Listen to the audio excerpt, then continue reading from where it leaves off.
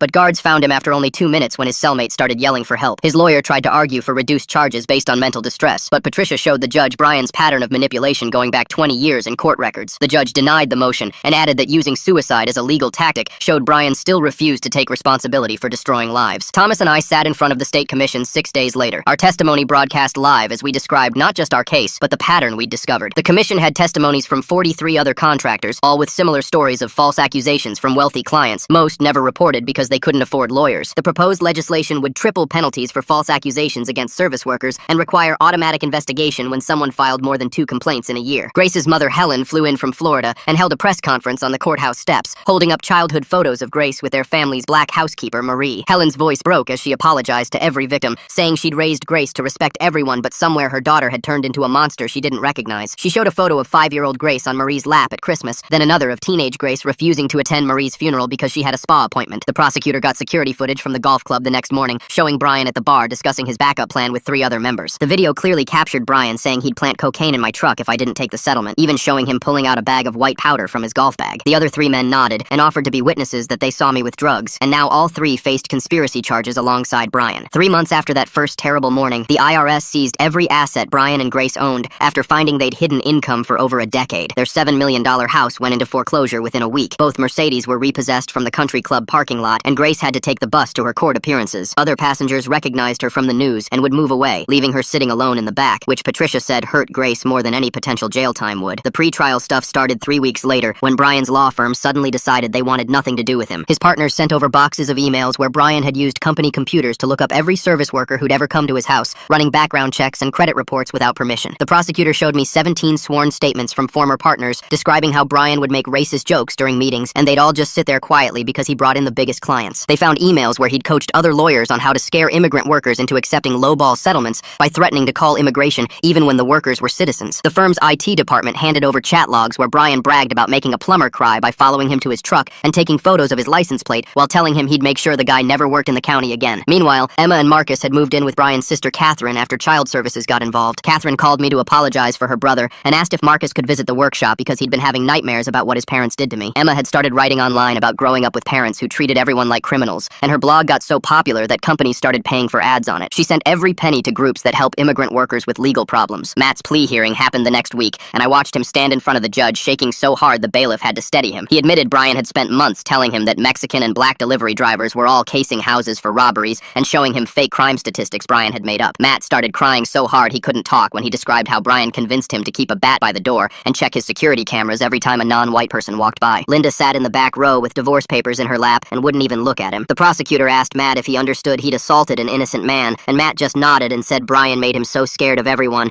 that he'd started following delivery trucks around the neighborhood taking pictures. 2 days later, the police drove me back to the Henderson house to get my tools that got left behind in all the chaos. The place was completely empty with a foreclosure notice taped to the door and weeds already growing through the driveway cracks. Standing in that dining room where Brian had grabbed my wrist and accused me of stealing, where Matt had held me against the wall, where Grace had filmed me like I was some kind of criminal, I could still see the scratches on the floor from when they'd dragged my handmade chairs across the hardwood. The detective pointed to the corner where my tool bag had been kicked during the struggle and said the crime scene photos showed my chisels scattered everywhere like evidence of some break-in instead of the instruments I'd used to create their furniture. I picked up each tool and remembered using it to carve the details Brian had paid $50,000 for, the same details he'd accused me of trying to steal. 4 months after everything started, the prosecutor called to say Brian's former secretary wanted to testify. She came to my workshop with a box of recordings she'd secretly made after Brian grabbed her in his office, and she'd reported it to HR only to be fired the next day. On the recordings, you could hear Brian telling Grace exactly what to say if they ever needed to frame someone, how to cry on command, how to position herself so cameras would catch her looking scared. Another recording had Brian laughing about how he'd planted drugs in a contractor's truck, then called the cops, and how the guy spent 3 days in jail before proving his innocence, but still lost his business. Marcus secretly recording his own father for months makes me really curious about when he decided to start. Was it after seeing other contractors hurt, or did something specific happen that made him realize who his dad really was? She played me one where Brian described sexually assaulting her in detail to another partner who just laughed and said she probably wanted it since she wore skirts to work. The police academy invited me to speak after the video of Brian attacking me went viral and got used in training programs about racial profiling. Sarah introduced me to a room full of cadets and explained how she'd almost arrested me that day because Brian and Grace seemed so believable, so normal, so much like the kind of people cops usually trust. I showed them my hands and the scars from years of woodworking and asked how many times they'd assumed someone was guilty because of how they looked or what job they did. One cadet raised his hand and admitted his dad was a mechanic, and people always assumed he was trying to rip them off just because he had grease under his fingernails. Another said her mom cleaned houses, and the clients would count their jewelry after she left. Grace made bail somehow, and 2 weeks later our security cameras caught her sneaking up to the workshop at 3 in the morning with gas cans. She'd already poured gasoline all over the front door when the motion lights came on, and she tried to run, but slipped in the gas and fell face first into the gravel. The police found her with matches in one hand and a lighter in the other, her face all cut up from the fall, screaming that I'd ruined her life and deserved to burn. They charged her with attempted arson and terrorism since she'd tried to destroy a place where multiple people worked, and the judge revoked her bail immediately. Marcus showed up at the workshop the next week with something wrapped in a dish towel, his hands shaking as he unwrapped a cutting board he'd made from oak scraps. He'd sanded it smooth and oiled it just like I'd taught him during his visits, and he'd burned his initials into the corner with a wood-burning pen he'd bought with his allowance. He said making it helped him understand that creating something real takes patience and skill, not the kind of money his parents threw around to make themselves feel important. He'd gotten into art school and wanted to study furniture design, to learn how to build things that would last longer than his family's reputation. The prosecutor called the next day with news that made everything else look small. Brian had been secretly recording his conversations with a judge and 2 prosecutors at the country club, talking about which cases to throw out and how much it would cost. The FBI got involved immediately and arrested the judge right in his courtroom, dragging him out in handcuffs in front of everyone. They found Brian had paid over $300,000 in bribes to make sure his club members never faced charges for drunk driving, assault, and worse. Our trial got delayed but assigned to a new judge from outside the county who had no connection to anyone involved. James Johnson, the landscaper Brian had terrorized, started coming to the workshop just to talk about what happened to him. Other victims began showing up too. The plumber Brian had followed, the electrician he'd accused of theft, the house cleaner Grace had strip searched. We met every month to share our stories and figure out how to change laws so workers had more protection from customers who thought money gave them the right to treat people like criminals. The group grew to 30 people, and we started a legal fund to help workers who couldn't afford lawyers when rich clients tried to destroy them. 6 months later, I walked into the federal courthouse in White Plains, wearing the same suit I'd bought for my grandfather's funeral, my hands shaking as I passed through metal detectors while news cameras filmed everyone entering. The prosecutor had warned me this would be huge, since they'd found 43 victims over 15 years who Brian had terrorized, threatened, or assaulted, turning what started as my case into something massive. Inside the courtroom, Brian sat at the defense table in an expensive suit trying to look sympathetic, but when the first victim testified about how he'd followed her home after accusing her of stealing cleaning supplies, Brian smirked worked, and the jury saw it. The prosecutor showed security footage from 12 different homes where Brian had done the same thing, following workers to their cars, taking photos of license plates, making threats about immigration even to citizens. Each victim took the stand describing how Brian had grabbed them, searched their belongings, accused them of crimes, and when the prosecutor asked why they hadn't reported it, they all said the same thing about being afraid no one would believe them against someone so rich. On day 3, I spent 6 hours on the stand, starting with the prosecutor having me describe every detail of that delivery day, then pulling out my grandfather's ruined apron from an evidence bag. The leather was still stained with dirt from where Brian had ground it under his foot. The embroidery my grandmother had done torn where Matt had grabbed it, and when I explained how my grandfather wore it for 40 years before giving it to me, 3 jurors started crying. The defense lawyer tried to make it seem like I was exaggerating, but the prosecutor played Grace's 911 call where you could hear Brian mocking the apron in the background, calling it trash while stepping on it. During lunch break, I went to the bathroom and Brian followed me in, standing at the urinal next to mine even though all the others were empty. "You destroyed everything," he whispered without looking at me, "and I'll make you pay for this no matter what happens in here." I walked straight to the prosecutor's office and reported it, and within an hour, Brian was wearing ankle shackles for the rest of the trial for witness intimidation. The judge moved Grace's trial to a separate proceeding after her lawyer argued she was under Brian's control, but the recordings from the coffee shop and her attempt to burn down my workshop destroyed that defense. The prosecutor offered her 15 years if she'd testify against Brian, and she took it so fast her lawyer didn't even have time to negotiate. Grace spent 2 days on the stand revealing things that made the whole courtroom gasp, like how Brian had beaten 2-day laborers he'd hired to move furniture, knowing they were undocumented and couldn't report it. She gave dates, names, even showed texts where Brian bragged about planting drugs in a black contractor's truck to get him arrested when he'd asked for payment on a bathroom renovation. She testified about the spreadsheet Brian kept of every worker who'd ever been to their house with notes about their immigration status, criminal records he'd paid investigators to find, and plans for how to destroy them if needed. Marcus took the stand next, his voice shaking as he described growing up hearing his parents use slurs about every worker who came to the house, being taught to watch them constantly, to assume they were all criminals. His sister Emma testified by video from college about the paranoia in their house, how they had cameras in every room to watch workers, how their mother would count silverware after the cleaner left. Both kids cried, describing how they'd believed it was normal until they got older and realized their parents had poisoned them with hate and fear. The prosecutor brought in Brian's former business partners who testified about racist emails, his refusal to hire minorities, and 3 lawsuits they'd settled quietly when Brian had assaulted employees. An FBI analyst showed Brian's financial records, revealing he'd been claiming the workers he terrorized had stolen from him to write off taxes, essentially profiting from his false accusations. After 3 weeks of testimony, the jury went to deliberate and came back in 4 hours with guilty verdicts on all 43 counts of extortion, conspiracy, hate crimes, tax evasion, and witness intimidation. Brian collapsed when they read the verdicts, and EMTs had to carry him out on a stretcher while the judge scheduled sentencing for next month, warning the minimum would be 25 years, but he was considering life. That night, Thomas brought a bottle of whiskey to the workshop that my grandfather had left me for a special occasion, and we sat among the wood shavings toasting to justice while my phone rang non-stop with orders. We'd received over 200 commissions from people who wanted to support our business, more work than we could handle in 5 years, turning Brian's attempt to destroy me into the thing that made my career. The museum called the next morning wanting to commission an exhibition about craftsmanship and discrimination in America, asking to display my ruined apron alongside the furniture Brian and Grace had rejected. 3 days later, a Hollywood producer called about making a documentary, offering to donate all proceeds to organizations that protect workers from customer abuse, and Marcus immediately agreed to participate, saying he wanted the story to be a warning about how money and prejudice could corrupt entire communities. 7 months dragged by before Brian's sentencing date finally arrived, and I sat in the packed courtroom watching 12 victims take the stand one by one. Eduardo's son Carlos stood at the podium holding his father's written statement with shaking hands because Eduardo had died just 2 days earlier from a heart attack his doctor said was caused by stress. Carlos read how Brian's false accusations had destroyed his father's last years, how Eduardo couldn't find work anywhere after being labeled a thief, how he'd spent his final months crying about losing his good name after 40 years of honest work. The judge actually pulled out a tissue and wiped her eyes while Carlos described finding his father dead in their garage still wearing his work clothes because he'd been trying to start his own lawn service to feed their family. Brian following Marcus's dad into the bathroom during a federal trial to whisper threats makes me wonder what he thought would happen in a courthouse full of security cameras and witnesses. When the judge asked Brian if he wanted to speak before sentencing, he stood up and started ranting about reverse discrimination and how this whole trial was a setup to destroy successful white men. The prosecutor had to physically restrain me when Brian pointed at Eduardo's family and said they were probably illegal anyway and deserved what happened to them. The judge sentenced him to 45 years in federal prison with no possibility of parole, and Brian completely lost it, screaming that we'd staged everything and that he was the real victim here. 2 bailiffs had to drag him out while he kept yelling about witch hunts and how his lawyers would get this overturned, and the whole courtroom burst into applause from victims and their families. Grace's sentencing came the next day, and she at least tried to apologize to me directly, though her words felt empty after everything she'd done. Her mother sat in the back row and kept mouthing, "I'm sorry" to me, while Grace got 18 years for her role, plus the arson attempt she'd planned at our workshop. Matt's plea deal hearing was quieter since Linda had already moved to California with their kids and didn't even show up to watch. He got 2 years probation and mandatory counseling, and afterward he actually waited for me outside the courthouse to apologize again, showing what seemed like real understanding of what he'd done wrong. The civil trial took another month, but the jury awarded us $4.7 million in damages, though most would come from insurance and asset sales since the IRS had already frozen Brian's hidden account. counts. Patricia made sure every victim got compensated, with Eduardo's family receiving the largest share of $1.2 million for their loss. 8 months after the original incident, 2 guys from a white supremacist group called True Patriots got arrested by the FBI for planning to attack our workshop in revenge for Brian's conviction. The community responded by organizing this huge craft fair in our parking lot, with hundreds of people showing up to support us and buy handmade items from local artists. Marcus graduated high school as valedictorian that spring and gave this speech about choosing integrity over inheritance that had everyone in tears. He thanked me publicly for showing him what real strength looked like, and a guard later told me Brian had watched the whole thing on a contraband phone from prison. The Smithsonian exhibition opened that fall with my grandfather's apron as the centerpiece, except it wasn't the destroyed one anymore because Marcus had secretly worked with leather craftsmen for months to restore it perfectly as a surprise. Standing there with Patricia and our kids looking at that apron behind museum glass, I felt something inside me finally start to heal after all those months of anger. But even a year after everything happened, I still jumped whenever delivery trucks pulled up to our workshop, and my hands would shake when unfamiliar people walked through the door. Thomas noticed and installed this plaque by the entrance that said, "All workers welcome with dignity and respect," in 12 different languages, which helped remind me why we'd fought so hard. I kept the furniture Brian and Grace had commissioned in a storage unit across town, and sometimes I'd go there alone just to run my hands over the wood and remember that beauty could still exist, even when it came from the ugliest circumstances. Patricia suggested we auction it for charity, but I couldn't let it go because those pieces represented 8 months of my life before everything went wrong, back when I still believed rich clients were just people who appreciated fine craftsmanship. A year after that terrible day, we opened our workshop doors to hundreds of people who'd been waiting to see where their furniture came from. Sarah arrived first with her restaurant staff, followed by dozens of workers Brian had terrorized over the years, and even Linda showed up after flying in from California, where she'd moved to escape the shame of what Matt had done. The workshop filled with laughter and tears as people shared their stories while running their hands over the wood samples I'd set out, and I was showing a group how to use a hand plane when someone's phone started buzzing with breaking news. The local news anchor on the screen looked serious as she announced that Brian Henderson had been killed in federal prison by another inmate, a Mexican-American man whose brother's landscaping business had been destroyed by Brian's false accusations years ago. Nobody cheered, but the room went quiet as we all processed that Brian's hatred had finally consumed him the way it had consumed so many others. 3 days later, a letter arrived from Grace in prison, her handwriting shaky as she explained that Brian's death had freed her to finally tell everything. She confessed to 17 more cases where they'd filed false police reports against workers, including 3 where people had been deported and 1 where a man had killed himself after losing his green card application. The detective who'd helped me called to say Grace's confession had given closure to several families who'd never known why their loved ones had been targeted. Marcus and his sister Emma used the money they'd recovered from their parents' hidden accounts to start a foundation providing legal help for workers facing false accusations. They named it after Eduardo, the gardener who'd died of a heart attack before seeing justice, and at the dedication ceremony his widow and children stood crying as Marcus explained how Eduardo's story had opened his eyes to what his parents had really been. The foundation's first case helped a construction worker whose employer had called ICE on him rather than pay for his broken arm from a job site injury. 2 weeks later, the governor came to our workshop to sign the new law making false accusations against workers a felony with mandatory prison time. They called it Robert's Law, but I'd insisted Eduardo's name be included too, so officially it became the Robert Miller Eduardo Ramirez Worker Protection Act, and we had 37 workers who'd been victimized standing behind us as the governor signed. The documentary about our case premiered downtown 14 months after everything started, and I was heading to my seat when a man grabbed my arm gently. He introduced himself as Brian's brother James, and instead of anger, he had tears in his eyes as he handed me a stack of letters Brian had written from prison. The letters showed Brian's complete mental breakdown, filled with paranoid rants about Mexican conspiracies and how even the white guards were secretly Hispanic agents, proving his racism had turned into full psychosis before his death. James apologized for not stopping Brian years earlier when he'd cut James off for marrying a black woman, saying he should have known Brian would hurt others the way he'd hurt their family. A week later, we got word that Grace had been attacked in prison by another inmate whose cousin had been deported after Grace's false report. The attack left Grace partially paralyzed from the waist down, confined to a wheelchair in the prison medical ward for the rest of her 20-year sentence. I didn't celebrate her injury, but couldn't ignore the harsh justice in her facing the same vulnerability she and Brian had forced on so many workers. Marcus brought his new girlfriend to the workshop the following month, and my throat tightened when he introduced her as Eduardo's granddaughter Maria, the girl who'd received the scholarship. They'd met at Eduardo's memorial service and bonded over transforming their family's trauma into something positive, and watching them work together on a small jewelry box felt like the ultimate rejection of everything Brian had believed. The FBI agent heading the investigation called to say they'd finished their work with 37 indictments of Brian's network members. The country club where Brian had recruited his conspirators was shut down and seized, its assets liquidated to pay victims, and the building was being converted into a community center specifically focused on helping immigrant families. The irony wasn't lost on anyone that the place where rich white men had planned their attacks on workers would now serve the very people they'd tried to destroy. The final federal trial wrapped up 18 months after that horrible delivery day, with the judge calling it the most extensive hate crime network ever prosecuted in New York. The combined sentences totaled over 400 years in prison, sending a message that terrorizing workers wouldn't be tolerated anymore. And as I sat in the gallery watching the verdicts, I thought about those dining room chairs still sitting in storage. They represented the last piece of my old life, when I'd believed craftsmanship could bridge any divide, before learning that some people's hatred ran deeper than any beauty could reach. Thomas called me 6 months later with an idea that changed changed everything. He wanted to expand the workshop into a school for traditional craftsmanship with full scholarships for minority students. We spent weeks converting the old storage building next door into classrooms with workbenches and tool racks. Marcus showed up every afternoon after his community college classes to help sand floors and install lighting. His hands had gotten steady from months of practice, and he could already identify different wood types by grain pattern alone. We opened enrollment in January and had 40 applications within 2 weeks for 12 spots. The first graduating class finished their training in 18 months, and every single one had job offers before graduation. Marcus started teaching beginner classes while studying furniture design at night school. I watched him demonstrate dovetail joints to a group of new students with the same patience Thomas had shown me 20 years ago. Brian's courtroom meltdown makes me wonder if he truly believed his own twisted version of reality, or if this was just his last desperate performance. Grace trying to apologize feels hollow, but at least she showed some tiny bit of awareness, unlike Brian, who went to his grave convinced everyone else was wrong. One afternoon, I started working on a special piece using wood salvaged from the old country club that had burned down. The table base incorporated fragments of my grandfather's apron that I'd carefully preserved after Brian destroyed it. Marcus helped me with the final oil finish, and we worked side by side for 3 days getting it perfect. The completed table now sits in the workshop entrance where everyone can see it when they walk in. Sarah got promoted to captain and called to tell me she'd implemented new protocols for investigating service worker complaints. Every complaint now required pattern analysis and mandatory follow-up interviews with multiple witnesses. She sent me copies of the new training materials that used our case as the primary example. Her department had already prevented dozens of similar incidents using the new procedures she'd developed. Emma Henderson published a memoir about growing up in her parents' household 18 months after the trial ended. She donated all the proceeds to organizations supporting victims of discrimination and workplace abuse. At her book signing downtown, she read a passage about watching me that day in her parents' house. She described how my calm dignity, while her parents screamed, showed her there was another way to live. 2 years after everything started, Grace died in prison from complications related to her paralysis and prescription drug withdrawal. Emma and Marcus chose not to attend the funeral, but instead organized a memorial for all their parents' victims. They rented a community center, and over 200 people showed up to share their stories. The workshop had become something I never expected, as workers who'd faced discrimination started visiting to leave notes on our solidarity wall. Every morning, I'd find new messages pinned up from delivery drivers and cleaners and landscapers sharing their own experiences. Reading them reminded me daily that our fight had given others courage to speak up about their own treatment. Marcus opened his own studio last spring, specializing in affordable furniture for immigrant families funded by commissions from wealthy clients. His first completed piece was a dining table for Eduardo's widow, crafted with the same 16-coat finish I'd taught him. He delivered it personally and helped her set it up in her small apartment while her kids watched. A letter arrived yesterday from an inmate who'd been Brian's cellmate during his final months in prison. He wrote that Brian had spent those last weeks consumed by paranoid delusions about minority conspiracies even behind bars. The other inmates avoided him completely, and he died alone in the medical wing, still ranting about being persecuted. Standing in the workshop at closing time, I ran my hands over the original dining set Brian and Grace never received. These pieces that took 8 months of my life will never leave this space now. They've become monuments to something more important than their $50,000 price tag could ever represent. Thomas found me there yesterday evening watching Marcus teach a young Ethiopian refugee how to read wood grain patterns. The boy's eyes lit up when Marcus showed him how to identify heartwood from sapwood by color variation alone. My grandfather's restored apron hangs on the wall now beside photos of every worker we've helped find justice since our case. The workshop hums with purpose every day as 12 new students learn traditional joinery techniques alongside modern business practices. We've placed 48 graduates in jobs across the tri-state area with starting salaries above union scale. Justice turned out to be more than verdicts and prison sentences and million-dollar settlements. It's Marcus teaching that refugee boy the same techniques my grandfather taught me 60 years ago. It's watching someone who started as Brian's son become a master craftsman, helping immigrant families furnish their first American homes. It's knowing that every piece of furniture leaving this workshop carries the story of workers who refuse to be silenced. Man, I can't stop thinking about why Thomas popped up last night. The timing was just too perfect to be random. Feels like he knew exactly what he was walking into. If you made it to the end, drop a comment. I love reading all your comments.